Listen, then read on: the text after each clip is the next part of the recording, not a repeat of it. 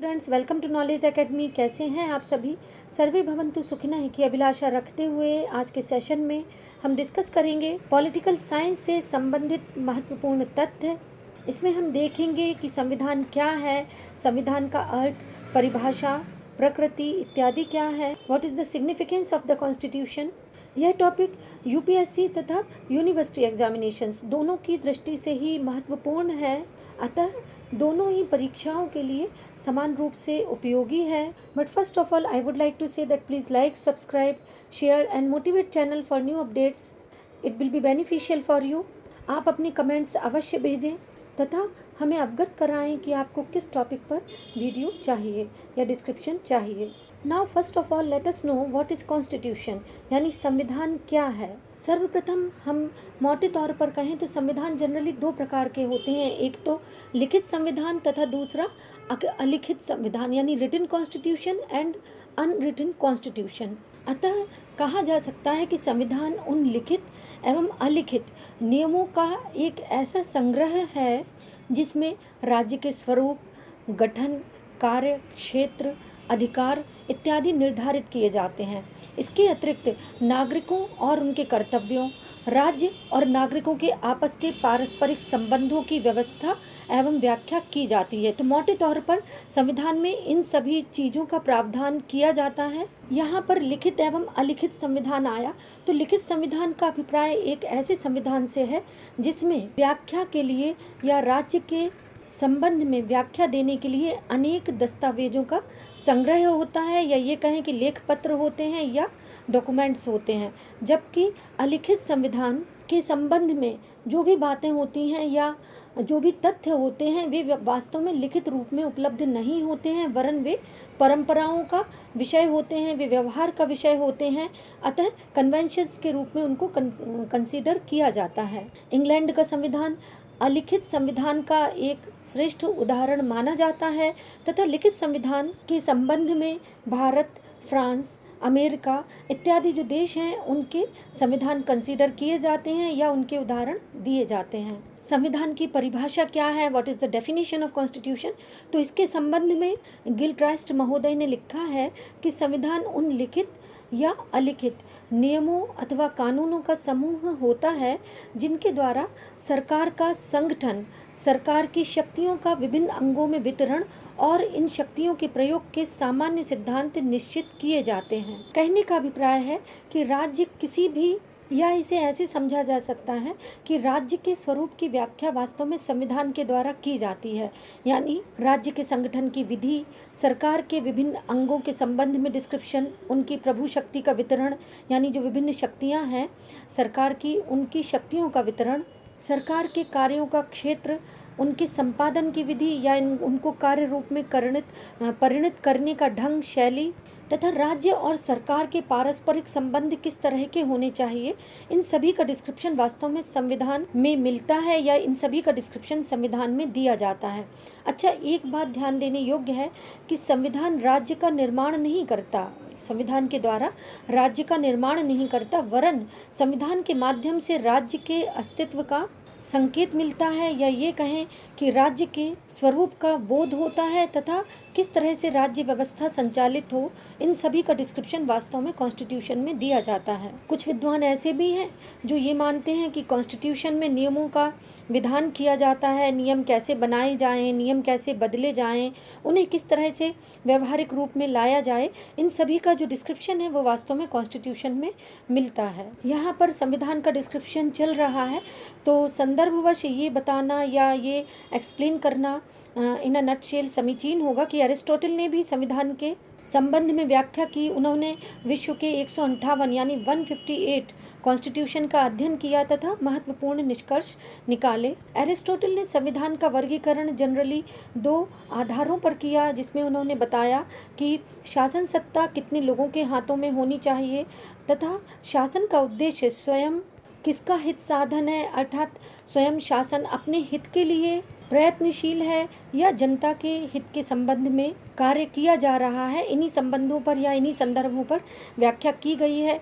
यद्यपि मैं आपको रिकॉल कराना चाहूँगी कि अरिस्टोटल के संबंध में या अरिस्टोटल के कॉन्स्टिट्यूशन डिवीज़न के संबंध में मैंने पहले भी वीडियोस बनाए हैं। यदि आप अपने कॉन्सेप्ट को क्लियर करना चाहें तो उन वीडियोस को अवश्य देखें। अतः कुल मिलाकर कॉन्स्टिट्यूशन के संबंध में यदि संक्षेप में कहें या स्पष्ट करें तो संविधानवाद वास्तव में एक ऐसी चिंतन धारा है जिसमें ऐसे राज्य एवं सरकार के गठन की परिकल्पना की जाती है जिनकी शक्तियों के उपयोग से नागरिकों के व्यक्तिगत स्वतंत्रता का उपयोग हो, ऐसा देखा समझा जाता है। तथा ये बात भी ध्यान देने योग्य है कि व्यक्तिगत स्वतंत्रता का हनन ना हो, यानी जो इंडिविजुअल फ्रीडम है उस पर किसी भी प्रकार का प्रश्न चिन्ह अंकित नहीं होना चाहिए। अतः विद्वानों ने ऐसा माना है, या जो पॉलिटिकल थिंकर्स हैं उन्होंने कहा है कि ऐसे राज्य एवं सरकार के गठन की परिकल्पना संविधान के अंतर्गत की जानी चाहिए जिनकी शक्तियों के इस्तेमाल से या प्रयोग से नागरिकों की व्यक्तिगत स्वतंत्रता का हनन ना हो तथा उनकी गरिमा की यानी डिग्निटी ऑफ इंडिविजुअल को ध्यान में रखा जाए।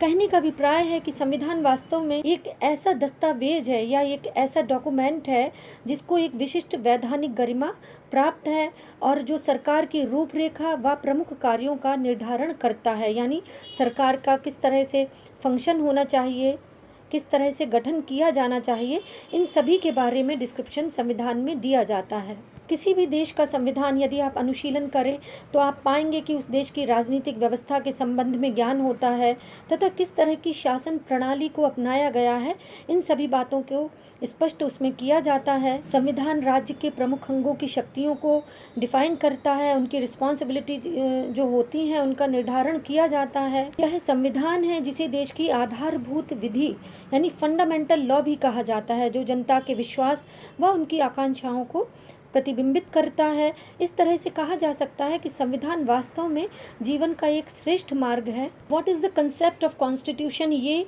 चीज़ें इस तथ्य के माध्यम से या इस डिस्क्रिप्शन के माध्यम से स्पष्ट होती हैं।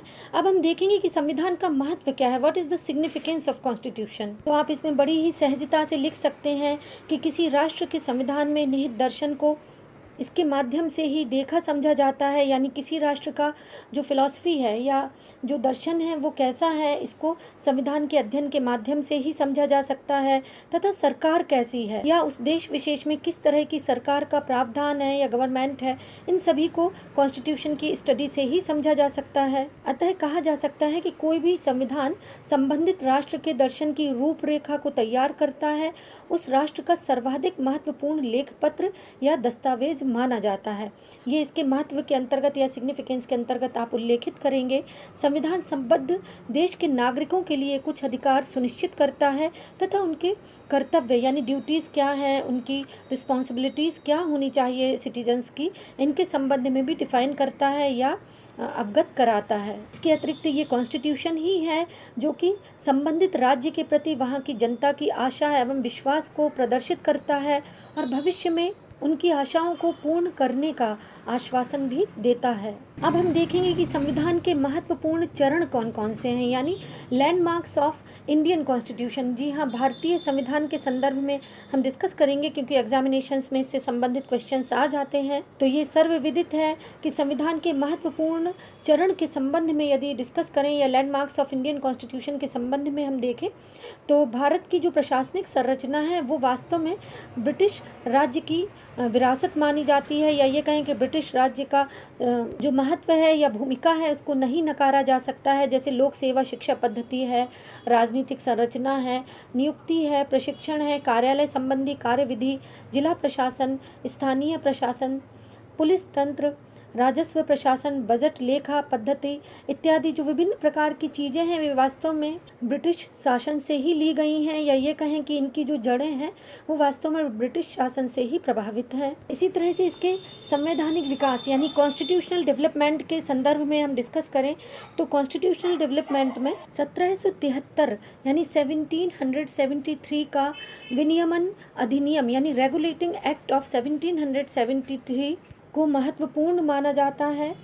यह अधिनियम क्या है? तो भारत में ईस्ट इंडिया कंपनी से संबंधित मामलों को नियंत्रित करने के लिए या ये कहें कि विनियमित करने के लिए ब्रिटिश गवर्नमेंट के द्वारा यह प्रयास किया गया था, या ये कहें कि यह प्रथम प्रयास था। इसे संवैधानिक विकास यानी कॉन्स्टिट्यूशनल डेवलपमेंट का एक महत्वपूर्ण मील का पत्थर या ये कहें कि प्रथम मील का पत्थर समझा जाता है, जिसे लॉर्ड नॉर्थ या फ्रेडरिक नॉर्थ द्वारा पेश किया गया था। इसके अंतर्गत बंगाल के गवर्नर को गवर्नर जनरल के रूप में नियुक्त किया गया। ये इसमें ध्यान देने योग्य तथ्य है। इसके अतिरिक्त कॉम्पिटिटिव एग्जाम्स में पूछ लिया जाता है कि भारत के प्रथम गवर्नर जनरल कौन थे, तो लॉर्ड वॉरेन हेस्टिंग्स को प्रथम गवर्नर जनरल होने का श्रेय है। और इस अधिनियम के अंतर्गत ये कहें कि इस अधिनियम ने बम्बई एवं मद्रास के गवर्नर्स को बंगाल के गवर्नर के अधीन कर दिया, या ये कहें कि उनके प्रभाव में इसको ला दिया। 1774 यानी 1774 में फोर्ट विलियम कॉलेज कैलकाटा में एपेक्स के न्यायालय के रूप में उच्चतम न्यायालय यानी सुप्रीम कोर्ट की स्थापना की गई। इसी तरह से कॉन्स्टिट्यूशनल डेवलपमेंट में 1784 यानी 1784 का पिट्स इंडिया अधिनियम भी महत्वपूर्ण है। और ये अधिनियम विनियमन अधिनियम यानी रेगुलेटिंग एक्ट की जो कमियां थी उनको दूर करने के लिए लाया गया था। तथा यहाँ ये बात भी ध्यान देने योग्य है कि इस अधिनियम का जो नाम था वो तत्कालीन ब्रिटिश प्रधानमंत्री या ब्रिटिश प्राइम मिनिस्टर विलियम पिट के नाम पर रखा गया था, और यही कारण है कि इसे पिट्स इंडिया एक्ट 1784 कहा जाता है। इसके अंतर्गत भारत में संबंधित मामलों को ब्रिटिश सरकार के प्रत्यक्ष नियंत्रण में लाया गया। कहने का अभिप्राय है कि इस अधिनियम के द्वारा, इस एक्ट के द्वारा ब्रिटेन में बोर्ड ऑफ कंट्रोल की स्थापना की गई, और जिसके माध्यम से ब्रिटिश गवर्नमेंट भारत में कंपनी के जो नागरिक हैं या ईस्ट इंडिया कंपनी से संबंधित जो सिटीजन्स हैं वे सेना एवं राजस्व संबंधी कार्यों पर पूर्ण नियंत्रण रखते थे, या ये कहें कि अपना कंट्रोल रखते थे। अतः सरल शब्दों में कहें तो बोर्ड ऑफ डायरेक्टर्स के नियंत्रण के लिए इसमें बोर्ड ऑफ कंट्रोल की स्थापना की गई। इस वीडियो में जो इम्पोर्टेंट फैक्ट्स दिए गए हैं या जो डिस्क्रिप्शन दिया गया है आपको कैसा लगा? आपके लिए निश्चित ही बेनिफिशियल रहेगा। अपना कमेंट्स अवश्य प्रेषित करें। That's all for today. Please take care of yourself. Thank you for being with me. Students, welcome to knowledge academy. कैसे हैं आप सभी? सर्वे भवन्तु सुखिनः की अभिलाषा रखते हुए